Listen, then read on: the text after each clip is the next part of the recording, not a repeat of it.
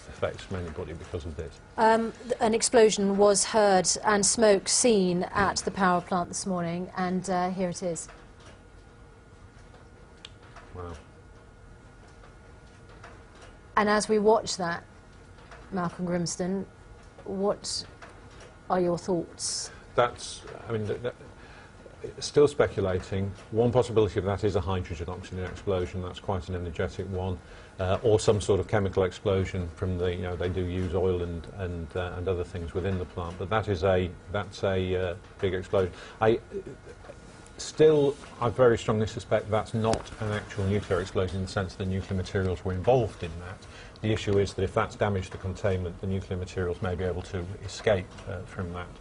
Because this far into the accident, it's very difficult to imagine that the nuclear process could restart, although that is certainly something which will be investigated.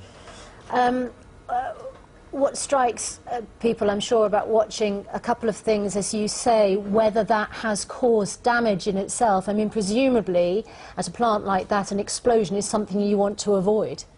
No, an explosion of that size is serious. There's no doubt about that. And if it depends on, firstly, whether it was actually an explosion within the containment, which we just don't know as yet.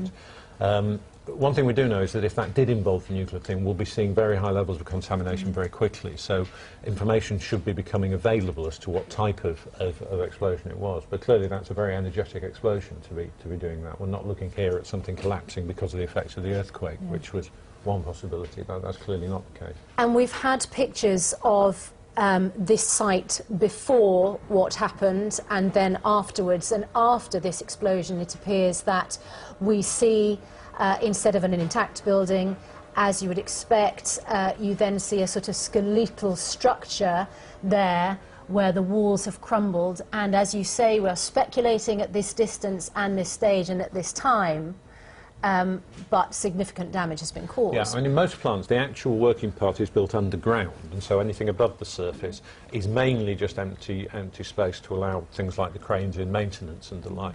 So the real question is not what we can see here, but what's just underneath the surface of what we can see here.